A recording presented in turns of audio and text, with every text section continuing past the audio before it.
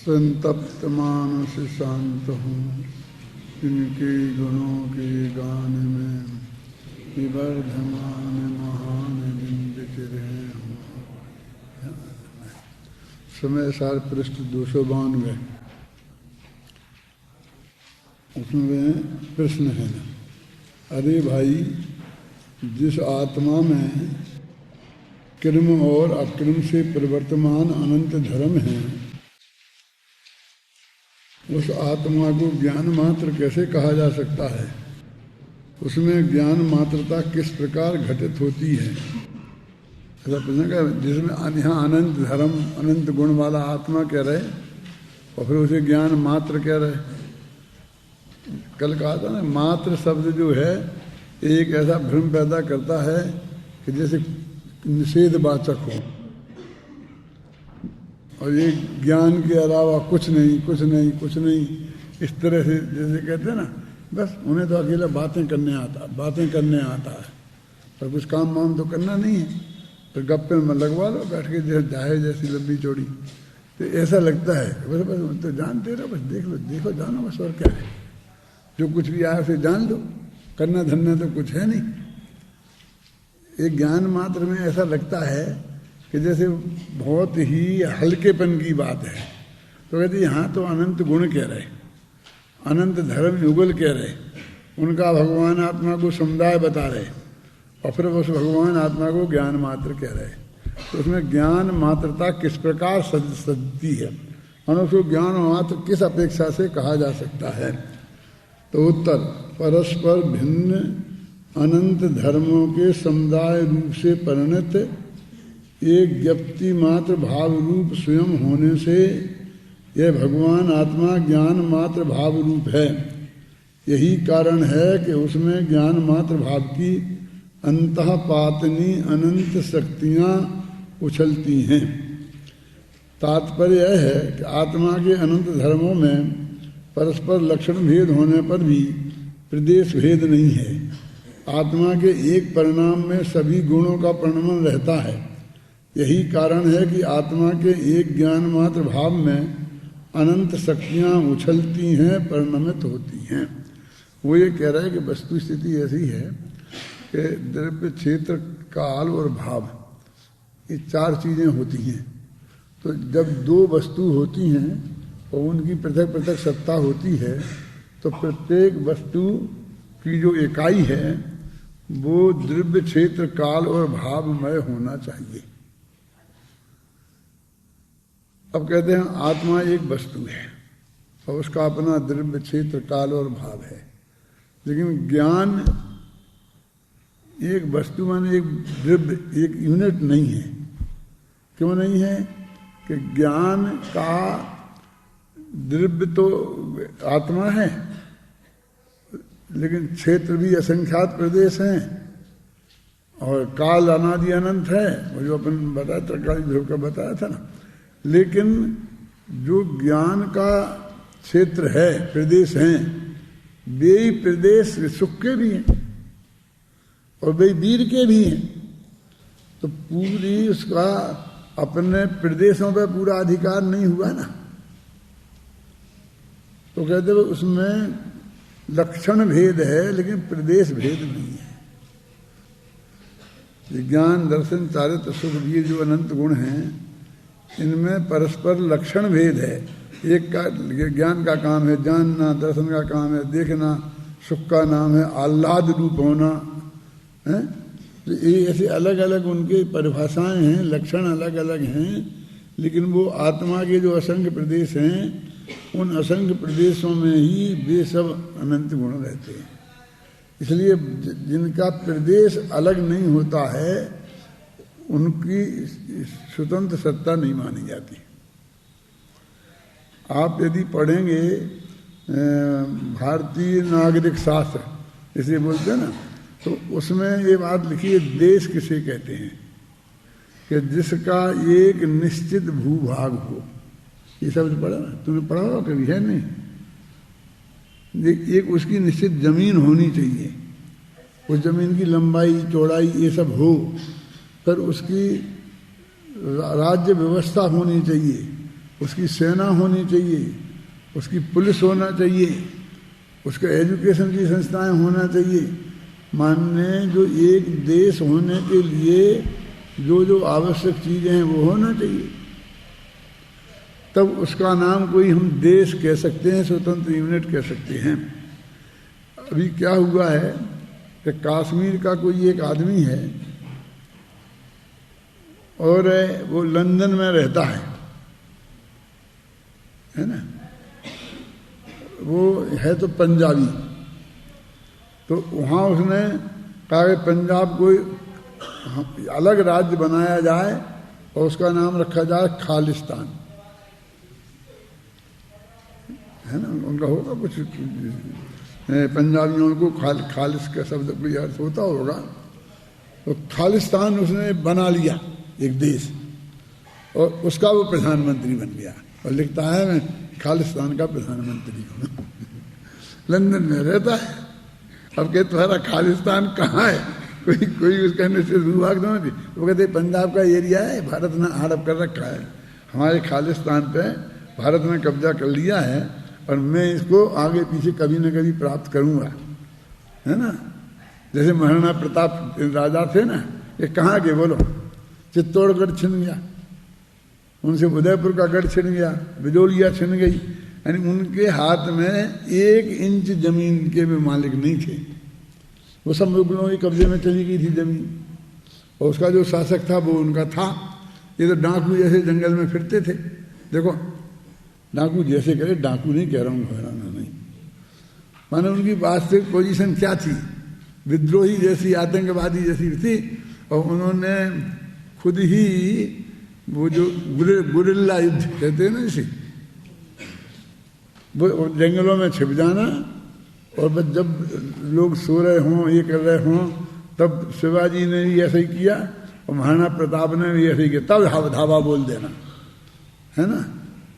और जैसे आतंकवादी बिछा देते हैं सुरंग, और वो उस सुरंग का विस्फोट कर देना, तो कहीं भी ये बम लगा देना, ये कर देना, वो कर देना। उस वक्त जो महाराणा प्रताप के ज़माने में जो भी हथियार रहे होंगे, तो उसमें उनकी भी बहुत बुरी दशा हो जाती है, न खाने का ठिकाना, न पीने का ठिकाना, न कुछ भी।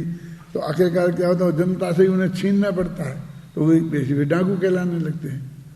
जिंदा रहने के लिए कहीं से तो कुछ न प्राप्त करना पड़ेगा ना, है ना। वो जब आता है ना कि घास की रोटी बना के खाते थे, अब घास की रोटी भी खा रहे थे, और हाथ में अमर सिंह, हाथ में वो रोटी थी, और ये वन का जंगल का बिलाव आया, वो छीन के भाग गया। तो महाराणा प्रताप के देख के लड़का रोने लगा, उसे देख के महाराणा प्रताप के हृदय में भी बहुत दुख हुआ कि कहाँ में एक राजा ऐसा थे, और वो, और यदि में राजा समझौता कर लेता अकबर से, तो जैसे जयपुर का राजा मानसिंह ठाठ से रह रहा है ना, बढ़िया वहाँ पर स्थान है, ऐसा मेरा भी होता, मैं भी ठाठ से रहता।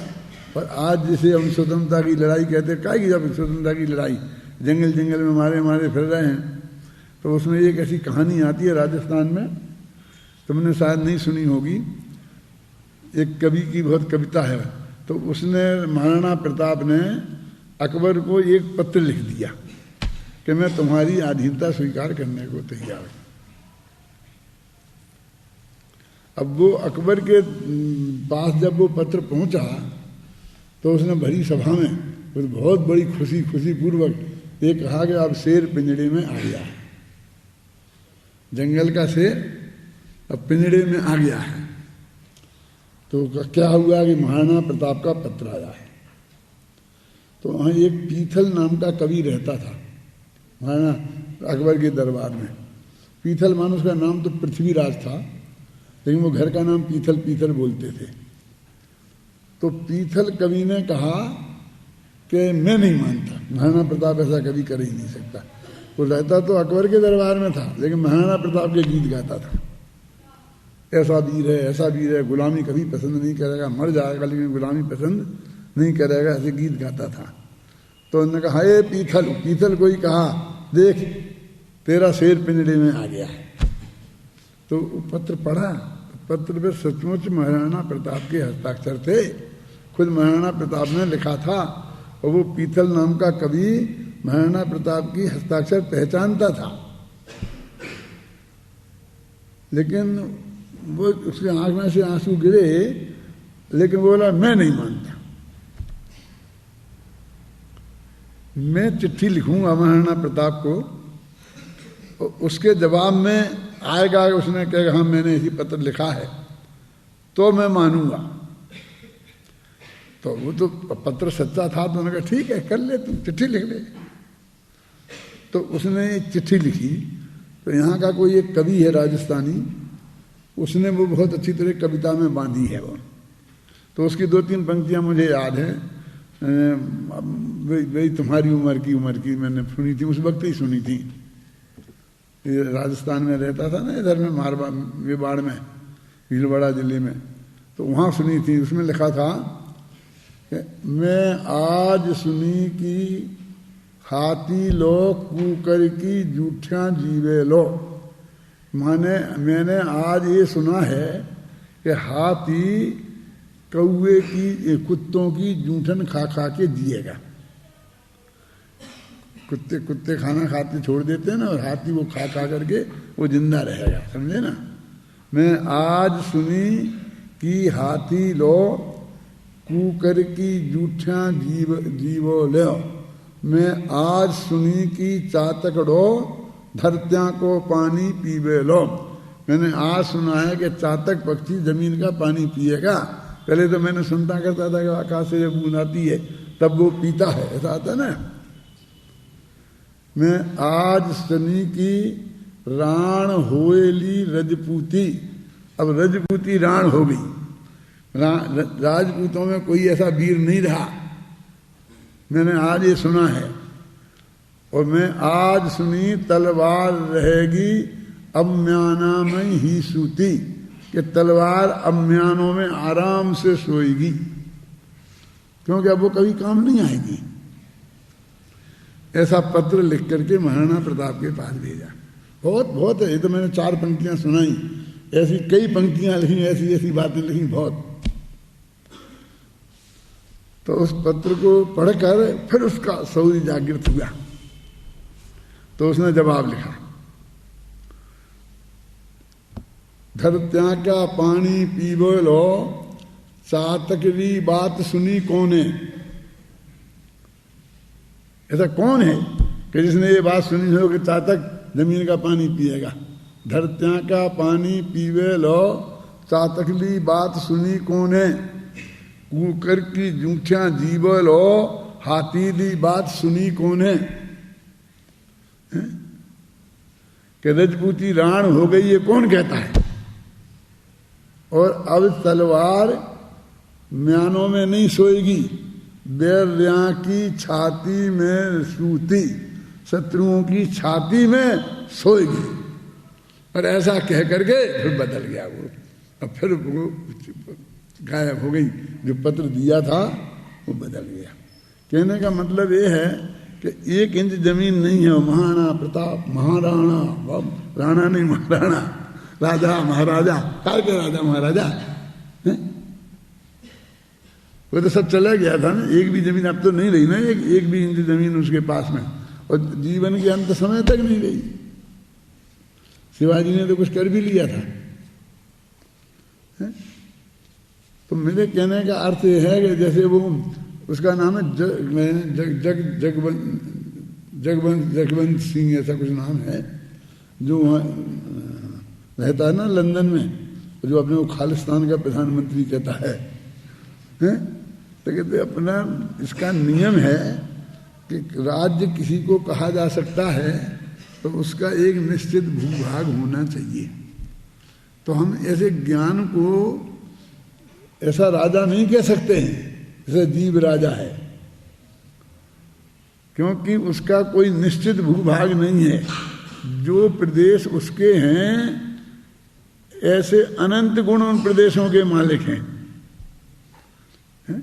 वो निगोदिया जीव जैसी हालत है। कैसी कि निगोदिया जीव में एक शरीर में अनंत जीव, वो इतना छोटा सा, कितना छोटा सा, सुई की नोक पे असंख्य शरीर आता ना, एक शरीर में अनंत जीव, तो इतना छोटा सा शरीर, वो भी एक नहीं उसका, उसके अनंत मालिक, उसका कैसे बंटवारा होएगा? कि वो शरीर जिंदा रहे, शरीर जिंदा रहने से तेरे जिंदा रहने का क्या संबंध है? वो तो अनंत मालिक और है। तू मर जाएगा तो भी शरीर रहेगा उसमें, और जीव रहेंगे, उसके मालिक बने रहेंगे, वो तो जिंदा रहेगा ही ना। ये जो आलू के जीव हैं, और आलू बिल्कुल हरा भरा बना रहता है ना फ्रिज में रखा तो बढ़िया, तो जीव तो मरते ही रहते हैं हर सांस के 18वें साल मार्ग में, उसमें बेथोड़ी जीव मरते रहे, शरीर का कुछ नहीं होता, क्योंकि वो जीव शरीर का मालिक है ही नहीं, उसके बहुत अनंत मालिक है। एक औरत के 1000 पति हों तो 10-5 मर जाए तो विधवा थोड़ी होती है। मतलब समझ गए ना, ऐसी स्थिति है। इसलिए कहते हैं कि वो ज्ञान गुण के साथ अनंत गुण उसके साथी हैं, तो उसमें अनंत शक्तियां अंतःपातिनी उसके अंदर में रहती हैं, और ऐसा वो मिलाकर सब उस भगवान आत्मा को हम ज्ञान मात्र कहते हैं। मैंने ज्ञान मात्रता की सिद्धि ऐसे होती है। देखो, उक्त संपूर्ण कथन का सार यह है, ये मैंने लिखा है, ये ऊपर का तो सब आत्मख्याति में लिखा अमरचंद्र ने, उसका अनुवाद था। अभी मैंने उक्त संपूर्ण कथन का सार यह है कि इस भगवान आत्मा में अनंत गुण हैं, अनंत धर्म हैं, अनंत शक्तियां हैं, अनंत स्वभाव हैं। अब ये भी ये समझने की बात है। देखो, अनंत गुण, अनंत धर्म और अनंत स्वभाव और अनंत शक्तियां, तो कहते ये क्या फर्क है? गुण आत्मा में गुण है, यहाँ गुण है, धर्म है कि धर्म है, स्वभाव है कि स्वभाव है, तो इनमें फर्क क्या है? कि तुमने ज्ञान को तो गुण कह दिया, और नित्यत्व को धर्म कह दिया, और त्यागोपादान शून्यत्व को स्वभाव कह दिया। इसका कारण क्या? समझ नहीं ना? यानी तो कहते हैं कि जिनकी पर्याय होती हैं उन्हें गुण कहते हैं। आत्मा में जो अनंत गुण धर्म हैं उनमें कुछ की तो पर्याय हैं और कुछ की पर्याय नहीं है।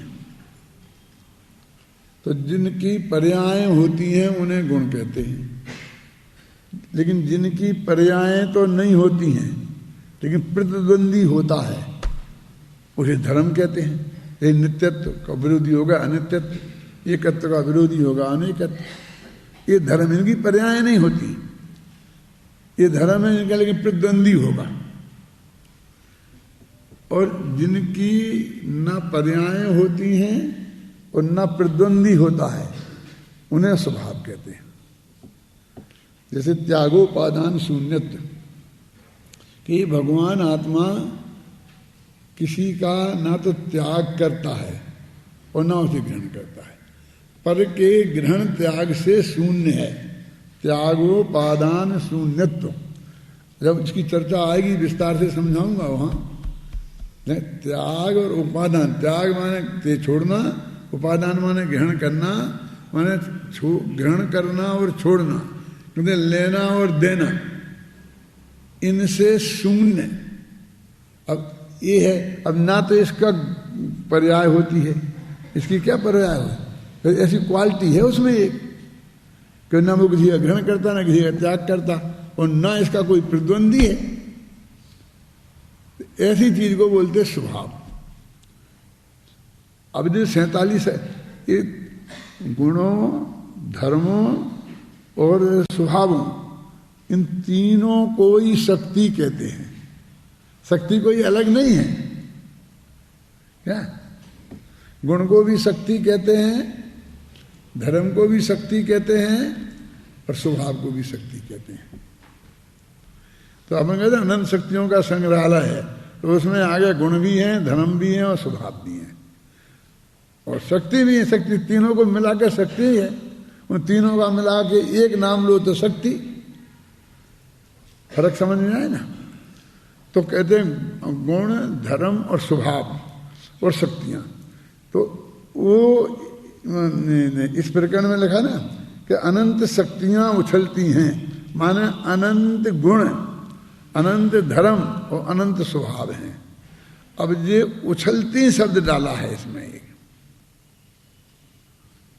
तो उछलती क्यों कह सकते? शक्तियां उछलती हैं का मतलब क्या? तो वो कहते हैं कि निर्मल पर्याय रूप से परिणमित होना, इसका नाम यहां उछलना है।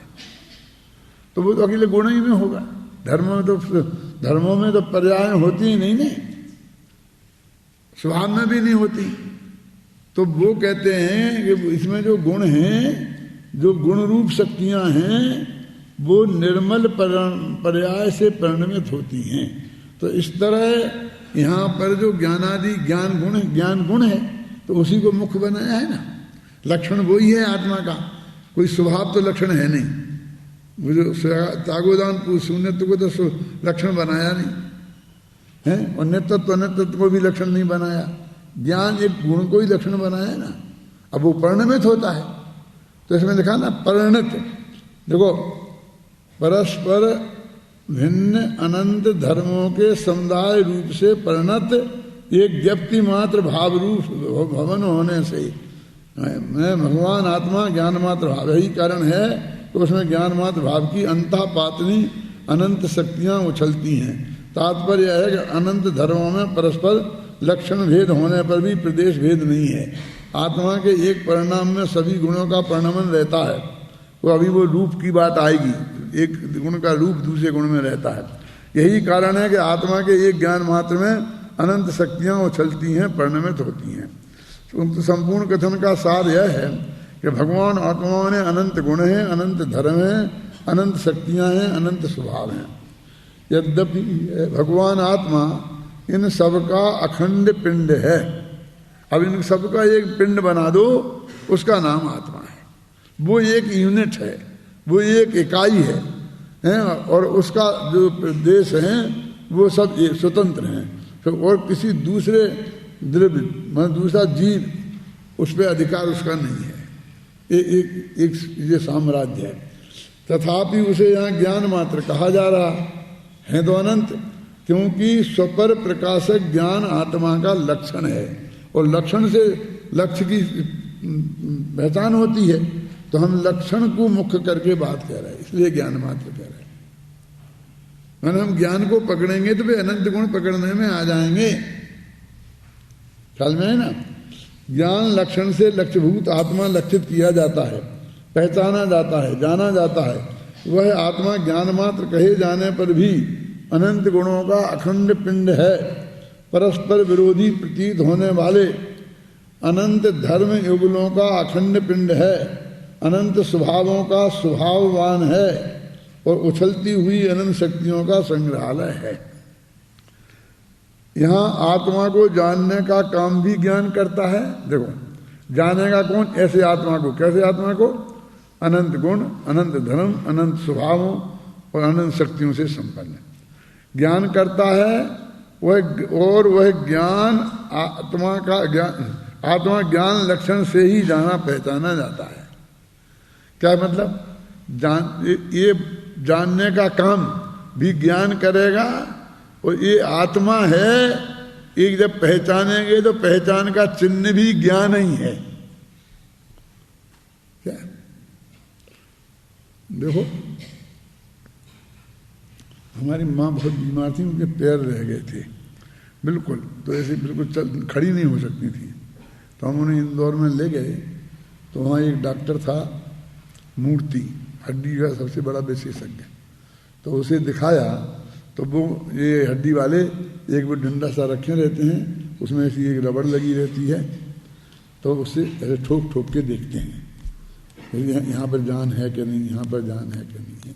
और फिर ये वहाँ सुई रखे रहते हैं, और सुई ऐसे चुभा चुभा के देखते हैं।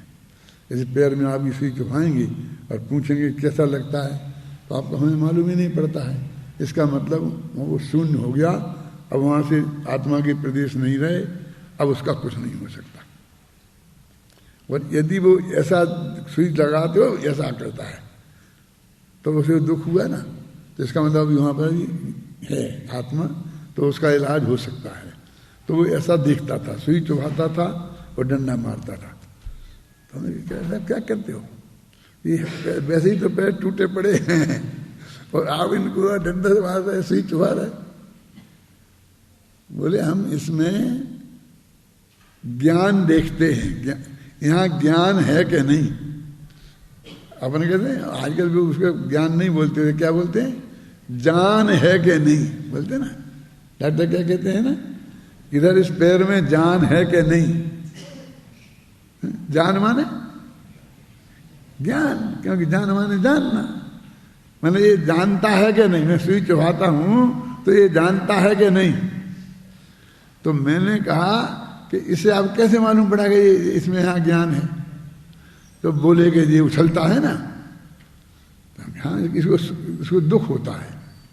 तो मुझे दुख का पता चला, ज्ञान का कहाँ चला, समझ में आया। देखो क्या कह रहा हूं, इससे तो उसका दुख, बोले कि वो दुख को भी जानता है कि नहीं। जहां जहां दुख होता है वहां वहां ज्ञान भी अवश्य होता है। इससे हम यहां ज्ञान को पहचान लेते हैं, यानी वो भी ज्ञान लक्षण से आत्मा को लक्षित करता है। वो भी वहां ज्ञान को, आत्मा को देखना है कि इसमें आत्मा है कि नहीं, तो उससे वो ज्ञान लक्षण से उसे पहचानता है। तो जब ज्ञान लक्षण से हमने आत्मा को पहचाना तो अकेला ज्ञान वाला आत्मा नहीं, सुख वाला, वीर वाला, अनंत गुण वाला आत्मा पहचानने में आ जाता है। तो अनंत शक्तियां हैं, लेकिन वो सब ज्ञान गुण से लक्षित हो जाती हैं। इसलिए ज्ञान लक्षण है और भगवान आत्मा लक्ष्य है। कहाँ पढ़ रहे थे अपन, यहाँ आत्मा को जानने का काम भी ज्ञान करता है और वह आत्मा ज्ञान लक्षण से ही जाना पहचाना जाता है। आत्मा की पहचान का चिन्ह भी ज्ञान है। तात्पर्य यह है कि ज्ञान लक्षण से लक्षित आत्मा ज्ञान पर्याय में जानने में आता है। लक्षण भी ज्ञान और उस लक्षण से ही आत्मा की पहचान भी ज्ञान ही करता है। अरे भाई, परिणमित ज्ञान आत्मा का लक्षण है, अभी समझ लेना। अब अकेला ज्ञान गुण लक्षण नहीं है, परिणमित ज्ञान माने वो जानने का काम कर रहा हो तो पहचानने में आता है। देखो एक आदमी बिल्कुल ऐसा खड़ा, मुर्दा जैसा बन करके, आपने देखा होगा, कोई लंदन तो गया होगा या नहीं गया होगा, लंदन का जो वो है बड़ा राजमहल, उसे बरिंघम पैलेस कहते हैं, ऐसा कुछ नाम है। तो उसके गेट पर जो वो दरबान खड़े रहते हैं, तो वे यहाँ से यहाँ चक्कर लगाते हैं। उनकी बहुत एक सी ड्रेस, बिल्कुल लंबी लंबी ऐसी, और वो इस तरह खड़े रहते हैं जैसे पत्थर की मूर्ति हो। आप ये समझेंगे कि ये संगमरमर की मूर्ति बनी है और ये है यहाँ पर दरवाजे पर जैसे बना दे द्वारपाल। लेकिन थोड़ी देर में जब वो चलते हैं यहाँ से वहाँ, तो मालूम पड़ता है कि कोई नहीं, तो फिर वो स्टेच्यू से खड़े हो जाते हैं। और वहाँ ऐसा भी रिवाज है, अमेरिका वगैरह में बगीचे वगैरह में घूमने जाते हैं ना, पार्क मार्क में, तो शाम के टाइम पर बहुत से आदमी ऐसे एकदम पत्थर की मूर्ति बन के खड़े हो जाते हैं। मेरे खड़े रहते घंटों तक, जैसे शरीर को रंग लगा करके, इसको करके एकदम ऐसे।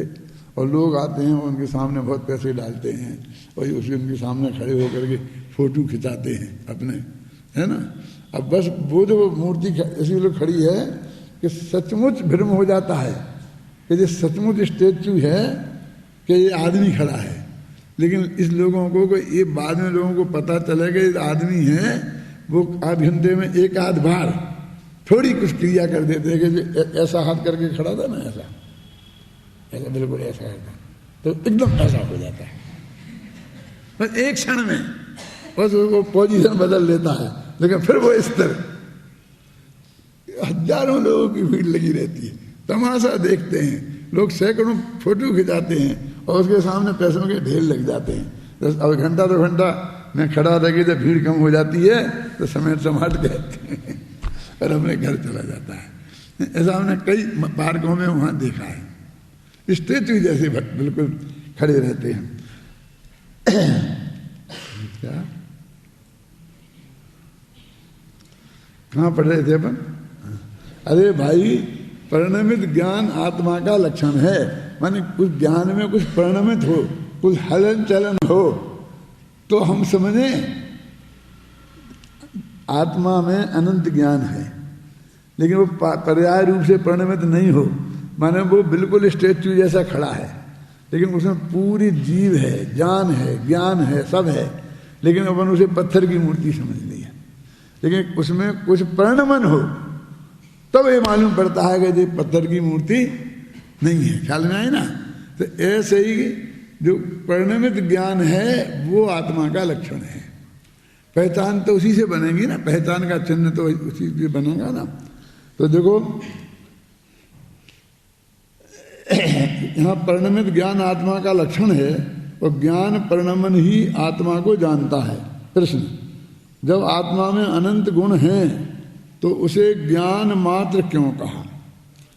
क्या ज्ञान मात्र के समान आत्मा को सुख मात्र भी कहा जा सकता है? अब पलट के मारा है। अभी तो कहते अकेला ज्ञान अनंत गुण है तो ज्ञान मात्र क्यों कहा? अतः कहते अकेले एक गुण से जाना जा सकता है ना अनंत गुणों के पिंड को, तो एक गुण ज्ञान ही क्यों है, सुख क्यों नहीं है?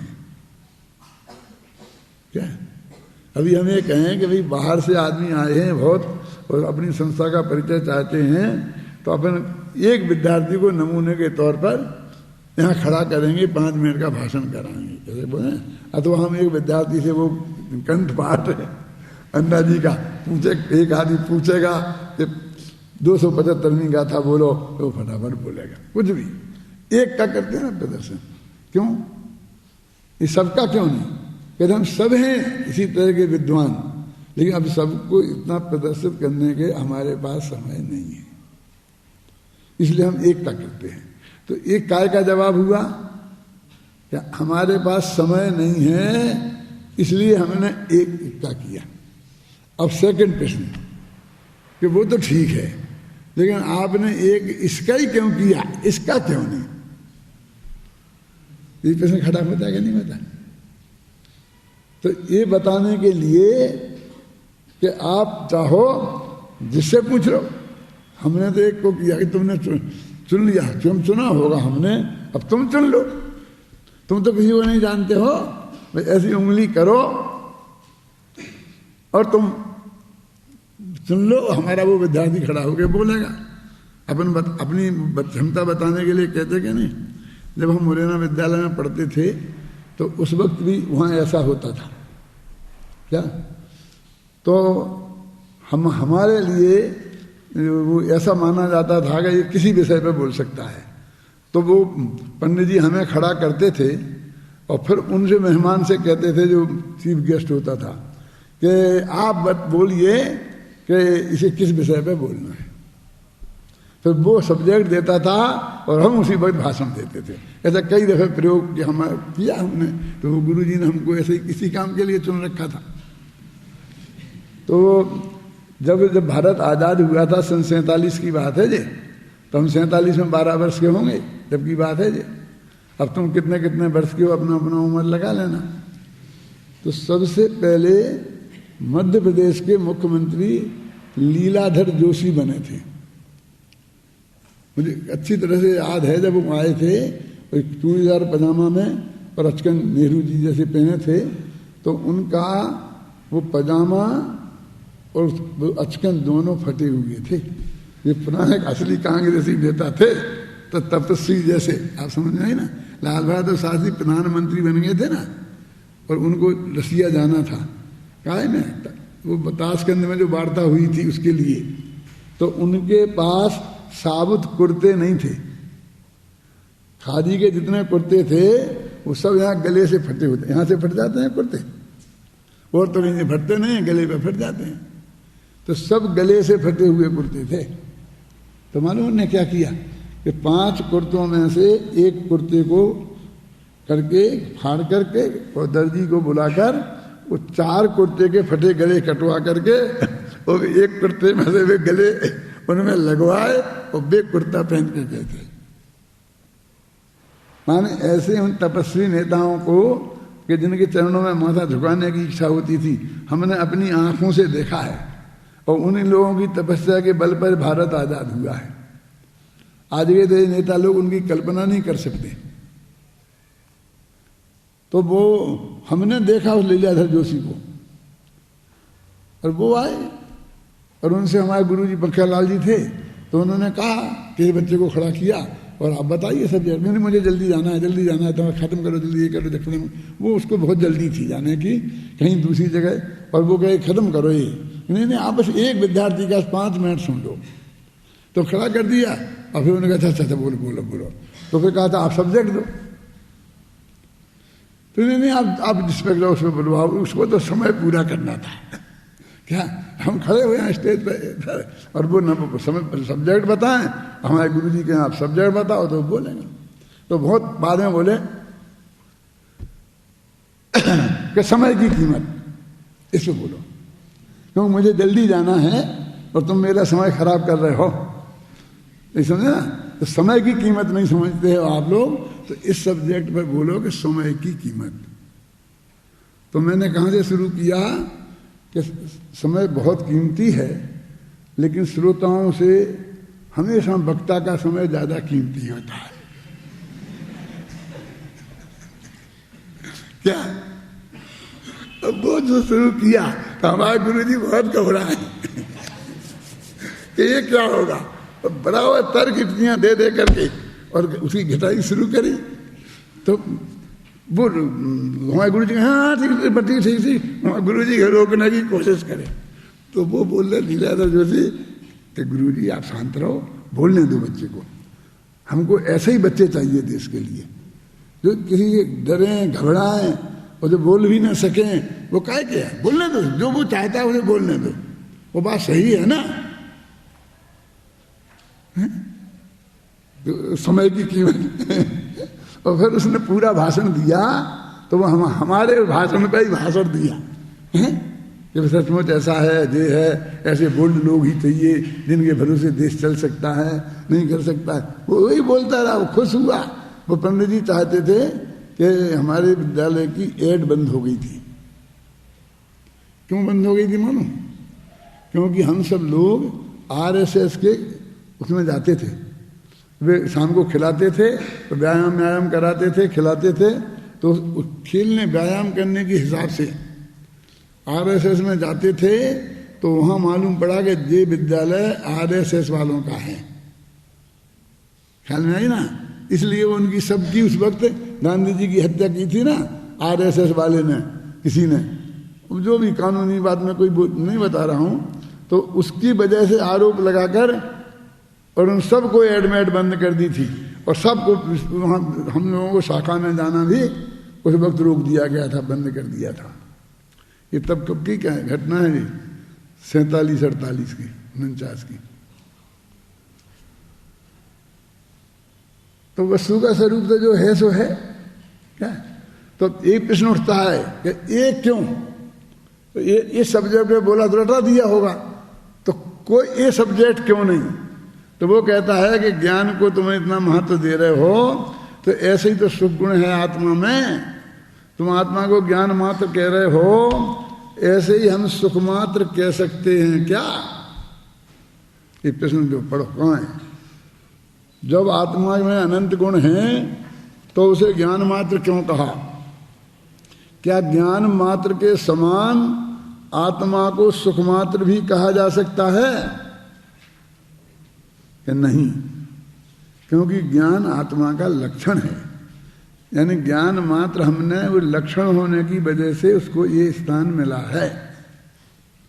ख्याल में है ना कि साहब इतने विद्यार्थियों में से कोई भी विद्यार्थी क्यों नहीं, कि ये विद्यार्थी, आपने कहा इस विद्यार्थी उपाध्याय जो फर्स्ट ईयर है, क्या बोलते हैं उसको तुम, जूनियर बोलते क्या बोलते हैं, कनिष्ठ वाले को क्यों नहीं बुलवा रहे कि अभी 3 दिन तो आए हुए, तो वो जो बोलेगा उसमें हमने क्या सिखाया, हमारी योग्यता नहीं सिद्ध होगी।